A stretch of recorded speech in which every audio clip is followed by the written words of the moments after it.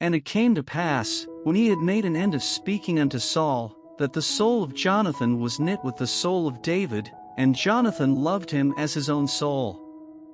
And Saul took him that day, and would let him go no more home to his father's house. Then Jonathan and David made a covenant, because he loved him as his own soul. And Jonathan stripped himself of the robe that was upon him, and gave it to David, and his garments, even to his sword, and to his bow, and to his girdle.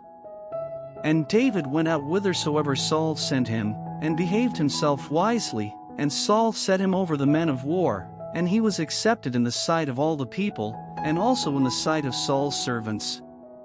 And it came to pass as they came, when David was returned from the slaughter of the Philistine, that the women came out of all cities of Israel, singing and dancing, to meet King Saul, with tabrets, with joy, and with instruments of music.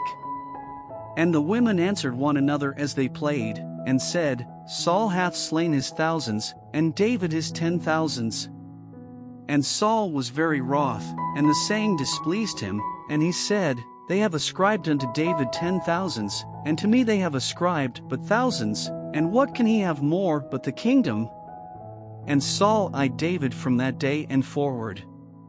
And it came to pass on the morrow, that the evil spirit from God came upon Saul, and he prophesied in the midst of the house, and David played with his hand, as at other times, and there was a javelin in Saul's hand.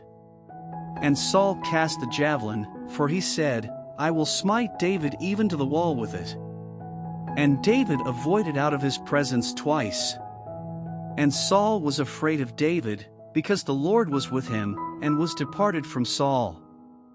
Therefore Saul removed him from him, and made him his captain over 1,000, and he went out and came in before the people.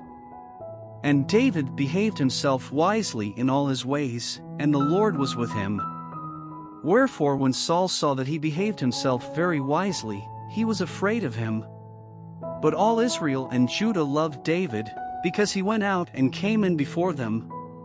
And Saul said to David, Behold my elder daughter Merab, her will I give thee to wife, only be thou valiant for me, and fight the Lord's battles. For Saul said, Let not mine hand be upon him, but let the hand of the Philistines be upon him. And David said unto Saul, Who am I? And what is my life, or my father's family in Israel, that I should be son-in-law to the king? But it came to pass at the time when Merab Saul's daughter should have been given to David, that she was given unto Adriel the Mahalathite to wife. And Michal Saul's daughter loved David, and they told Saul, and the thing pleased him.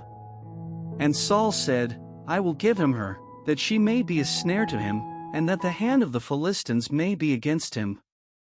Wherefore Saul said to David, Thou shalt this day be my son-in-law in the one of the twain. And Saul commanded his servants, saying, Come in with David secretly, and say, Behold, the king hath delight in thee, and all his servants love thee, now therefore be the king's son-in-law. And Saul's servants spake those words in the ears of David. And David said, Seemeth it to you a light thing to be a king's son-in-law, seeing that I am a poor man, and lightly esteemed? And the servants of Saul told him, saying, On this manner spake David. And Saul said, Thus shall ye say to David, The king desireth not any dowry, but 100 foreskins of the Philistines, to be avenged of the king's enemies. But Saul thought to make David fall by the hand of the Philistines. And when his servants told David these words, it pleased David well to be the king's son-in-law, and the days were not expired.